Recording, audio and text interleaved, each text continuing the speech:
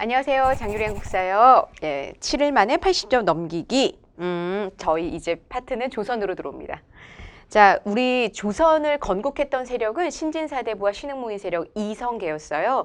자, 그 신진사대부가 분화되는 과정에 대한 박스 정리가 나와 있는데 요거는 우리가 오늘 이 시간 하다 보면 차차차차 계속 반복되는 것이기 때문에 참고 사항이 되겠고요. 그 아래 1번 주제 이제 조선의 문물제도 정비로 내려오는데 그 조선의 문물제도 정비라는 건 조선 초기의 왕들의 업적을 정리하는 거예요. 자, 먼저가 태조 이성계였습니다. 그런데 이 태조 이성계 시절은 이성계가 아무것도 하지 않기 위해 만들어진 나라가 조선이에요. 굉장히 역설적인 이야기죠. 자, 새로운 나라를 개창한 이성계 새로운 군주가 이 군주로서 아무 역할도 하지 않기 위해 만들어진 나라. 그러니까 이 조선이라는 나라는 철저한 재상 중심의 정치라는 완전히 새로운 기획으로 만들어진 거고요. 이거를 다 이제 코치하고 모든 걸 다 기획했던 그 일종의 제작자 역할을 했던 그 사람이 바로 누가 되는 거예요? 정도전이 되는 거죠. 정도전. 그래서 이 정도전이 철저한 재상 중심의 정치를 읽어내더라 이랬습니다. 그랬는데 이런 모든 과정에서 철저하게 배제되어 있던 왕자가 있죠. 그게 이방원. 그러니까 이방원 같은 경우는 고려 말에 정몽주 온건파 사대부의 수장 바로 정몽주를 시해하면서 자기가 조선 건국의 가장 큰 걸림돌이 되고 있던 그를 제거함으로써 최고의 공신이라고 생각을 할 거예요. 그런데 끝까지 그러한 정말 그 신진사대부로서 대업을 이룬 정몽주를 반드시 끌어안고 조선을 건국하려 했던 이제 이성계와 그리고 정도전 입장에서는 그렇게 권력에 너무나 과욕을 부리는 자는 사실 조선이라는 이런 새로운 기획 의도와는 사실 너무나 맞지 않는 인물이 되는 거죠. 철저하게 배제가 돼요. 철저하게. 그때 이방원한테 두 가지 사건이 연달아 포착이 될 거예요. 그게 결국엔 칼을 뽑아들 수밖에 없는 명분이 될 텐데 첫 번째가 이성계가 나라를 건국할 때 당시 나이가 56세입니다. 그러니까 빨리 서둘러 후사를 결정해야 돼요. 그 후사를 결정함에 있어서 바로 정도전의 의도대로 완전히 배다른 동생이죠. 그것도 정말 새까맣게 어린 방석이가 세자로 딱 책봉되게 되자 일단 이방원이 그 점에서 뿌직하게 되는데 일단은 그때는 칼을 아직 뽑아들기엔 좀 이릅니다. 조금 더 묵혀두게 되죠. 그러다가 요동정벌론이 나올 거예요. 자, 이때 우리가 왜 대외관계 편에 들어가도 이 요동정벌에 대해서 이야기가 나오기 때문에 여기서 제가 미리 치고 갈게요. 아니 요동정벌을 고려 말에 반대했던 인물이 바로 이성계예요. 그러니까 이성계 때 다시 요동정벌론이 나왔다는 것 자체가 되게 아이러니하죠. 근데 이 무렵에 요동정벌이라는 건 명목상의 요동정벌이라고 생각해 주시면 되겠어요. 그러니까 이 요동정벌, 이 명나라와의 갈등인데 한번 입장을 바꿔놓고 생각을 해봤을 때 명나라 왕조에서 이성계라는 이름 석자가 반가울까요? 이성계가 원래 뭘로 빵 뜬 인물이냐면 자 고려 말에 자기 요동으로 군대를 몰고 오던 고려 장수란 말이에요. 근데 그가 군대를 거꾸로 돌려서 나라를 바꿨대요. 자 그럼 이걸 명나라 입장에서 환영하고 좋아해 줘야 됩니까? 아니라는 거죠. 이성계라는 이름 석자만 들어도 짜증이 올라오는 거예요. 감히 명을 밟으러 오던 장군이라는 거죠. 자 그러니까 그가 새로운 왕조를 개창했다. 이 조선, 이성계 다 싫어요. 명나라 입장에서는 다 싫어요. 다 싫은데 계속 이 명나라의 승인을 받아내야 어찌됐거나 조선건국에 대한 승인을 받아내야 조선건국이라는 거에 대한 명분이 살아나는 거 아니겠어요? 그러니까 국제사회로부터 권위를 인정받는 것 자체가 이 무렵 동아시아는 명나라가 그 중심을 모두 다 잡고 있으니 명나라로부터 반드시 승인이 떨어져야 되는데 명나라가 이것을 승인하지 않는 거죠. 그러니까 조선에서 건너오는 모든 사신들을 다 거절하는 거예요. 거부하는 거죠. 그때 이제 4대 외교문서 누가 쓰는 거예요? 바로 이 정도전이 쓰는 거죠. 그러니 자신들이 거부함에도 불구하고 끊임없이 사신을 보내는 조선, 이성계, 그리고 정도전. 이 이름 석자만 들어도 정말 기분이 언짢아지는 게 바로 명나라예요. 이 무렵에 명나라가 사신을 억류하는 사태까지 벌어지거든요. 조선 사신을 억류하는 사태. 여기에 정도전은 요동정벌이라는 새로운 카드를 꺼내고 들고 나올 거예요. 자, 요동정벌이라는 새로운 카드를 꺼냄으로써 명나라에게 뒤지지 않는 기세도 보여줄 겸 그리고 또 하나 진짜 중요한 게 있죠. 요동을 치기 위해선 군대가 필요한데 군대를 확충하기 위해 개인적으로 거느리고 있는 사병을 뺏겠다. 사실은 그 사병을 뺏겠다라는 게 이 사람의 진정한 의도라고 할 수가 있겠고요. 요동정벌은 그 하나의 명분을 제공한 거예요. 자, 정도전은 평상시에도 누구의 사병이 그렇게 불만이었을까요? 당연히 이방원의 사병입니다. 그러니까 이방원의 사병이 이 조선이라는 나라에 정말 해가 될 것 같은 불안한 예감. 꼭 사람이 살다 보면 인생에 불안한 예감은 꼭 맞아 떨어지는 법. 그렇죠? 그러니까 이 정도전이라는 인물이 요동정벌이라는 카드를 꺼내들므로써 사병도 철폐하겠다. 명나라에게 뒤지지 않는 기세도 보여주겠다. 한 번에 두 마리의 토끼를 다 잡으려고 했던 거죠. 그래서 이 무렵에 명나라에 대한 갈등이 이제 이 본격적으로 딱 궤도에 올라가면서 요동정벌이라는 카드를 꺼내들었는데, 그러니 이방원 입장에선 내가 이대로 사병을 뺏기면 나는 두 손, 두 팔 다 그러니까 두 다리, 두 손 다 잘리는 거예요. 그렇죠? 그러니 이 조선이라는 나라에서 숨만 쉬고 살 것이냐 아니면 진짜 칼을 뽑아들 것이냐, 이때 바로 이방원이 칼을 뽑아든 게 우리가 모두가 기억하는 1398년 조선건국 6년 만에 터진 왕자의 난이 되겠습니다. 자, 왕자의 난으로서 누구 죽인 거예요? 바로 정도전과 세자 방석이를 죽인 거예요. 그러니 바로 이런 게 권력이라면 나는 안 하겠다. 이성계는 딱 물러났죠. 상황으로 물러났습니다. 왕이 공석이 됐어요. 일단 먼저 둘째 형님을 잠깐 임금으로 앉히죠. 그가 바로 우리 모든 사람들이 다 기억하는 태정, 태세, 문단세. 이 조선, 우리 모든 이제 한국 사람들이 다 기억하잖아요. 조선의 그 7명의 왕은 태정, 태세, 문단세, 그 정종이에요. 그리고 2년 후에 넷째 형님이 일으켰던 왕자의 2차 왕자의 난을 다시 한번 진압하는 과정에서 그 형님이 물러나고 진정으로 이제 3대 국왕, 태종 이방원이 권좌에 오르게 되니, 이 태종 이방원의 등장으로 조선의 모든 제작 의도, 그러니까 재상 중심의 정치, 군주와 재상의 권력을 나누는 이런 구도, 모든 제작 의도가 다 뒤집어지더라. 다시 강력한 국왕 중심의 정치로 이제 복귀하는 거예요. 자, 그래서 거기 첫 번째 문장 보시면 재상 중심의 정치 나왔죠. 자, 이 재상 중심의 정치를 만들어냈던 이 정도전이 쓴 저서가 몇 가가 있는데요. 그 저서 85조 위에 좀 참고해 주실게요. 자, 이 남자가 훗날 만들어지는 조선의 최고의 법전 경국대전의 가장 기초가 되는 법전 조선 경국전을 집필해낸 사람입니다. 그래서 조선 경국전, 이게 토대가 돼서 훗날 만들어지는 여러 법전들이 다 종합 짬뽕이 된 게 바로 경국대전이에요. 성종 때 완성이 되죠. 자, 그 기틀이 되는 조선 경국전에서는 바로 임금의 자질은 어리석기도 하고 현명하기도 하고 강력하기도 하고 유약하기도 하니 한결같지 않으니, 한마디로 어느 군주가 되느냐에 따라서 이 나라의 국세라는 것이 바로 롤러코스터를 타는 거죠. 그래서 안정적으로 정치를 이끌 수 있는 바로 재상으로 나라 중심 정치가 가야 된다라는 거고, 그 아래가 불시의 썰이 황당하고 오류에 가득 차되 좋게 믿을 수가 없다 이러네요. 불시의 썰, 그러니까 부처성을 가진 자, 불시성을 가진 자의 말은 좋게 믿을 수가 없다. 황당하고 너무 오류에 가득 차 좋게 믿을 수가 없다 이렇게 얘기하죠. 이게 불시잡변이라는 고려말이 글입니다.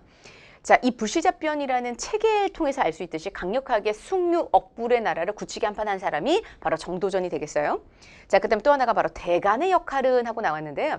이 대간이라고 불리는 자가 바로 사헌부의 대관과, 자, 그리고 사간원의 간관 해서 대관과 간관을 합쳐 대간이라고 얘기를 하는 거예요. 자, 이렇게 해서 바로 대간은 마땅히 위헌과 명명이 우선시되어야 되고 탄핵은 뒤에 해야 된다 이렇게 얘기하네요. 자, 이게 삼봉집이라는 글인데, 이 삼봉집이라는 건 삼봉정도전, 그 정도전의 호에서 따왔잖아요. 이거는 정도전 살아생전 저서를 모은 글이에요. 자, 이렇게 해서 바로 대간의 역할도 강조하고 숭유 억불의 나라도 만들며 거기다 재상 중심의 정치를 어필했던 그런 남자, 정도전 되겠어요. 이 정도전이 충북 단양에, 단양에 바로 그 삼봉의 전설이 전해져 내려오죠. 그래서 충북 단양의 지역 문제라도 연결될 수 있다라는 거예요. 단양 팔경과도 이제 관련 있는 인물이 바로 이 정도전이 되겠습니다. 그러니까 한마디로 이 지역 문제로 연결된다면 단양, 역대로 나왔던 기출 문제가 있었었죠. 자, 정도전에 바로 나라 초기의 재상 중심의 정치는 완전히 8년 만에 뒤집어졌고 다시 국왕 중심의 정치로 강력하게 회귀하더라 이랬습니다. 그래서 바로 태종 이방원이 살아생전 제일 듣기 싫었던 말이 재상이라는 두 글자였다 그래요. 이 남자가 진짜 제일 듣기 싫은 말이 재상이었거든요. 그러니까 이 왕이 있으면 그 아래에 영의정, 좌의정, 우의정, 나라 삼정승 제도가 있죠. 우리 그 삼정승, 의정부를 구성하고 있는 삼정승이 이 나라 재상 아니겠어요?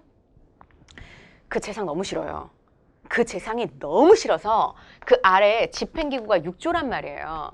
집행기구 6조가 왕에게 와서 의정부 제끼고 왕에게 와서 바로 보고하는, 어떻게 보면 보고가 이제 올라가고 이렇게 명령이 내려진다? 의정부가 제껴지는 거거든요.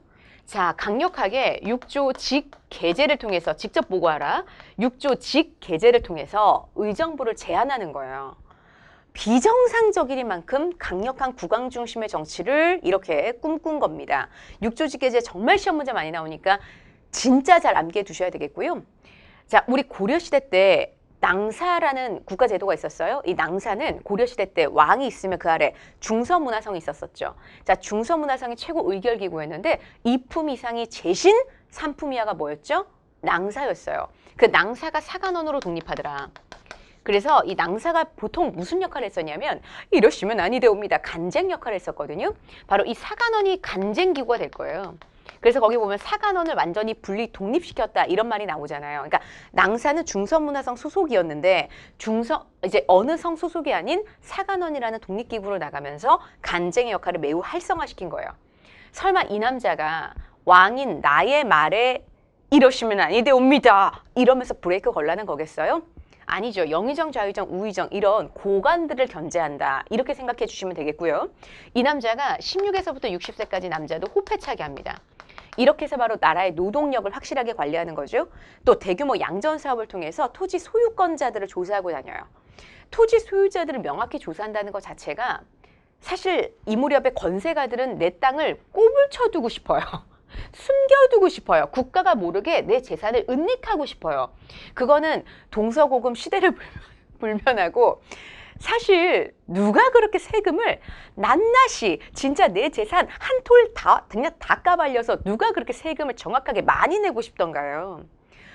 누구든지 세금을 어떻게 하면 아낄 수 있을까를 궁리하게 되는 건 어떤 사람의 기본적인 또 본성이 되겠죠. 내 돈 아까우니까. 그런데 이 무렵의 양반들은 자신의 그 세력을 활용해서 어떻게든 그 나라의 토지대장을 바로 양안이라고 하는데 이 양안을 작성하는 작업이 바로 양전사업이에요. 이 양전사업이라는 게 토지대장 양안 작성인데 이 양안에다가 내 땅을 누락시키고 싶은 거죠.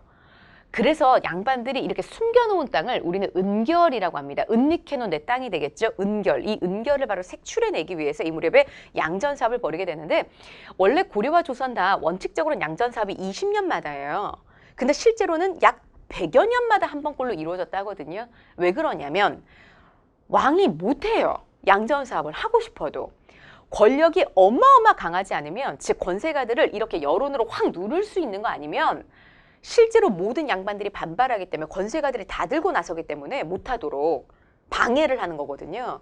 그렇기 때문에 왕권이 굉장히 강할 때만 양전사업이 되는 거예요. 자, 양전사업은 태종 이방원 때 왕권이 강했다는 거에 대한 방증이 되겠습니다. 자, 또 하나가 바로 내가 가진 사병문화가 나를 왕으로 만들어줄 수 있었어요. 그러면 내가 왕이 된 이상 더 이상의 사병문화는 있으면 안 된다는 얘기입니다. 그래서 내 당장의 사병을 철폐하더라.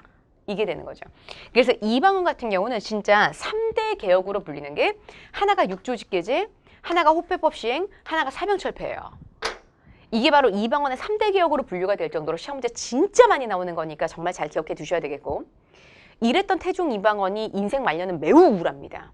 왜냐면 이 남자가 왕이 되기까지도 피를 많이 봤지만 왕이 되고 나서도 강력하게 국가 통치 질서를 잡아가느라고 정말 신하들에 대한 기강을 빡세게 잡아가거든요. 그러느라고 진짜 많은 신하들이 또 피로 이제 물들어갔어요. 그러다 보니 이 남자가 아들 이제 세자가 있잖아요.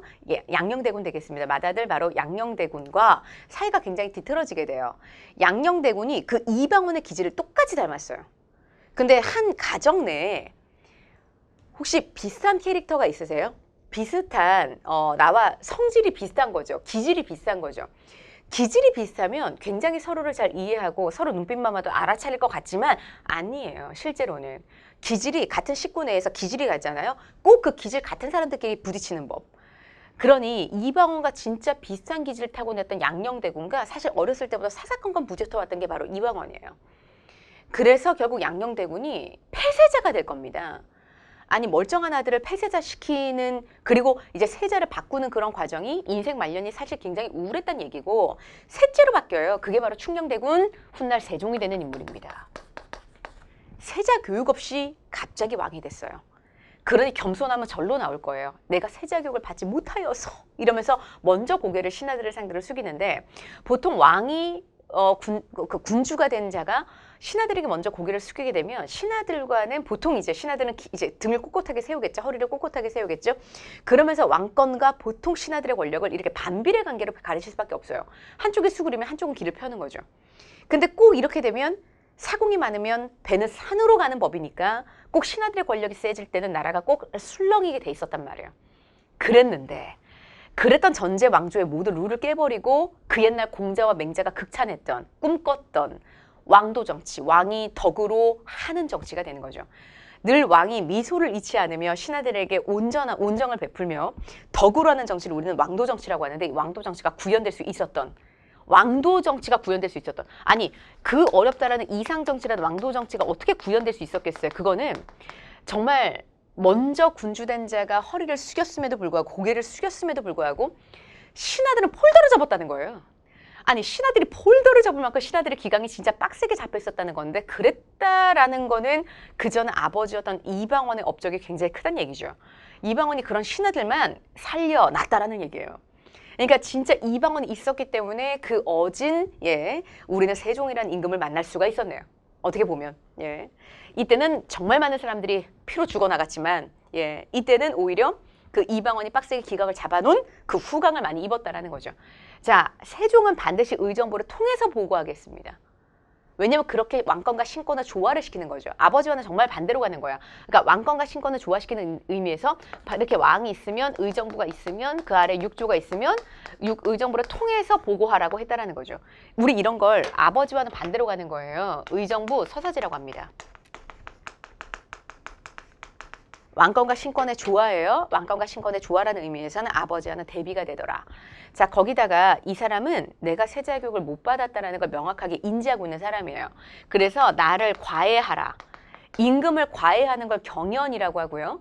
학술에 대한 일종의 이제 서로 간에 자문을 하는 거죠. 묻고 답하고를 통해서 왕이 잘못 생각하고 있는 거, 왕이 잘못 판단을 하고 있는 정책적인 여러 가지 것들을 다시 한번 되짚어질 수도 있는 과정이니까 간쟁, 봉박, 서경. 간쟁, 봉박, 서경. 우리 이게 대간들의 역할이잖아요. 기존에는 고려시대 낭사와 어사대가 그런 역할을 담당했었습니다. 지금 이제 조선으로 넘어오면서는 바로 그 나라 신하들의 기강을 관리하는 감찰하는 기구가 사헌부로 바뀌었고 그다음에 낭사는 사간원으로 바뀌었죠. 그래서 사헌부와 사간원에 이어서 자 임금을 이제 과외하는 경연이라는 게 일종의 그런 대간의 역할을 담당하게 될 거예요. 이따 성종 때 그 제도가 완전히 굳히게 한번 될 거니까 그때 한번 더 자세하게 하도록 하고요. 자, 지편전이라는 학술 연구기관에서 경연이라는 걸 크게 바로 열게 되더라. 그래서 바로 이 지편전에서 한글까지 창제내는 거였고요. 그리고 공노비 출신이었던 바로 장영실이죠. 자, 장영실, 이 장영실이라는 자를 등용해서 정말 아주 대단한 과학기술이 아주 뿜뿜했던 시절이기도 합니다. 그래서 이 무렵에 뭐 치국이, 그죠, 호니, 간이를 시작으로 해서 뭐 앙부일구, 해시계죠, 앙부일구, 그다음에 자경루, 물시계죠, 이런 것들이 쏟아지듯 나오던 시대가 바로 이 시대. 그리고 이 무렵 편찬 사업도 정말 난리가 나는데 서울 기준의 역법서가 나와요. 자, 서울 기준의 역법서 칠정산이라고 합니다. 사실 이거는 문화 파트에서 다시 다 나와요. 근데 이렇게 앞에서 다시 한번 하는 이유가 칠정산이 서울 기준의 역법서라는 사실 이 주제보다도 세종대왕 때 칠정산이 나왔다는 게 너무 중요하거든요. 그래서 다시 한번 세종대왕 때 이런 것들이 나왔어를 강조하는 의미에서 앞에 먼저 한번 빼놓은 거예요. 그래서 서울 기준의 역법서가 칠정산 되겠고요. 유교, 윤리, 충신, 효자, 연려 이야기 에피소드 30편 엮었습니다. 충신, 효자, 연려 이야기 에피소드 30편 엮은 자 3강 행실도가 한글 해설이 달려가지고 나왔어요. 예, 이거 한글 보급에도 기여한 바. 그 다음에 우리나라 풍토에 맞는 농법서. 제가 고려 말에 경제 파트에서 농상집요라는 원나라로부터 들어오는 농법서가 있었다라고 말씀드렸잖아요. 자, 근데 우리 풍토에 맞지 않았습니다. 우리 풍토에 맞는 농사직서 나올 거고요. 자, 그 다음에 향약 집성방. 이것도 고려 말에 나오는 향약 구급방과 비교하셔야 돼요. 그건 고려 말이었고요. 지금은 향약 집성방 되겠습니다. 우리 약재 소개한 우리 글이 되겠어요. 자, 거기다가 이 무렵에는 진짜 문신들도 뛰어났지만 무신들도 더 굉장히 뛰어나서 사군 육진을 개척해내죠. 여진족으로부터 해서 현재와 같은 국경선을 확립하고 이종무 장군이 1419년에 쓰시마섬 정벌을 할 거예요. 자, 대외관계편에서 다시 한번 나올 겁니다. 자, 그런데 이제 세종 같은 경우는 자신의 셋째 아들인데 갑자기 세자교육 없이 왕이 됐어요. 그러니 세상은 진짜 앞날이 어떻게 될지 몰라요. 그리고 왕자로 태어났다면 누구나 세자 교육을 받을 수 있는 권리가 있다. 교육의 기회는 균등해야 된다. 그거를 몸소 실현해 보인 임금. 그래서 8명의 아들에게 세자 교육을 다 시켰거든요. 이게 역사 속에 화근이 될 줄은 세종은 진짜 죽었다 깨어나도 몰랐겠죠. 자, 맏아들 문종이 임금이 되지만 이 아이디어 뱅크였던 문종이 너무나 빨리 병에 걸려 3년 만에 죽더라. 그렇게 해서 바로 등장한 게 단종인데, 단종 12살의 너무나 어린 나이. 그 조카를 바라보는 세종대왕의 다른 아들들, 특히 우리 가장 큰 삼촌이 되겠죠. 아버지의 바로 밑에 동생이었던 수양대군. 그 수양대군이 그 어린 조카를 바라보는 눈빛이 심상치가 않다는 거죠. 왜? 내가 이 어려운 세자 교육을 10수년 받아왔는데 아무리 못해도 저 꼬꼬마보단 잘하지 않겠어요. 그 욕심이 아마 사람이라면 누구나 들 수 있죠. 그걸 결행하느냐 못하느냐 사람마다 다르겠지만, 예, 드디어 1443년 칼을 꺼내 들 거예요. 예. 1453년. 제가 말을 거꾸로 했습니다. 1453년. 1443년은 개년, 1453년 개유년에 개유정난이라는 쿠데타를 일으킬 거예요. 그 개유정난이 뭐 하는 거냐면 사군 육진이라고 아까 세종대왕 때 개척됐던 이 사군 육진, 육진을 개척했던 명장이 이름 김종서가 되어 있습니다. 참고로 이 김종서가 자, 단종 때쯤 넘버2, 국가서열 넘버2 좌의정까지 치고 올라가 있어요. 그럼 생각해보면 이 넘버2 좌의정, 넘버1은 영의정이지만 영의정 황보이는 내일 모레 은퇴할 관료라서 나이가 많아요. 그러니까 사실상 이 나라의 실세는 좌의정 김종서였고, 김종서에게로 권력이 쏠려있는 그 상황을 어떻게 뒤집었냐. 김종서를 느닷없이 죽였어요. 그 수양대군이. 그 1453년에 개유정난, 이걸 혼자 한 건 아닐 거예요. 자, 거기 세종과 세조 사이에 요렇게 체크하시면서 뭐라고 적어두시면 좋냐면 그 세조의 왕위 찬탈을 도왔던 그 50여 명의 공신들을 우리는 훈구라고 하는 거예요. 자, 조선 초 훈구가 이래서 만들어지는 단어가 되겠고요. 훈구파가 김종서를 제거하는 데 도움을 줬죠. 이후에도 반발하는 세종대왕 때 충신들을 다 죽였습니다. 그리고 1455년이 되면 정말 궁궐, 그 넓은 궁궐 안에 단종 하나 덩그러니 있어요. 그러니 14살 먹은 단종은 내가 더 이상 이 자리를 유지할 수 없다라는 느낌은 와요. 아무리 어려도. 그러니 그냥 삼촌이 하시면 안 돼요? 하면서 이제 선위하는 거죠. 윗사람에게. 그렇게 해서 아이고 우리 조카가 정 힘드시다면 어쩔 수 없이 제가. 이제 이러면서 건재에 오른 인물이 수양대군 바로 세조가 되겠습니다. 7대 임금인데 7대 임금이지만 세종의 아들이요 태종이방원의 손자예요.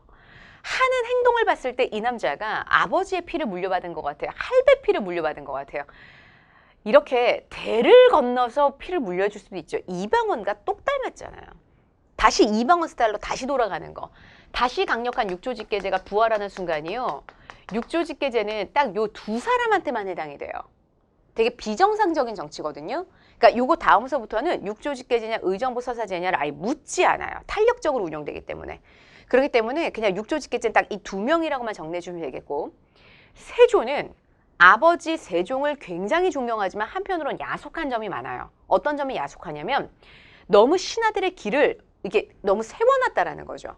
그래서 이 남자가 지편전, 경연 이런 거 다 폐지합니다. 내가 임금인데 왜 내 앞에서 감히 쫑알대냐 이거죠. 지편전경 이런 거 다 폐지해요. 자, 거기다 이 남자가 과거 고려 말에 과전법이라는 게 나와요. 자, 고려 말의 과전법은 우리 이성계가 위화도 해군 이후에 나라의 권력의 중심에 바로 신진사대부들이 올라서게 됐잖아요. 신진사대부들이 본인들의 권력 기반을 공고하게 하기 위해 과전법이라는 게 고려 말 공양왕 때 나왔는데 고려 말의 공양왕은 마지막 왕이 되겠습니다.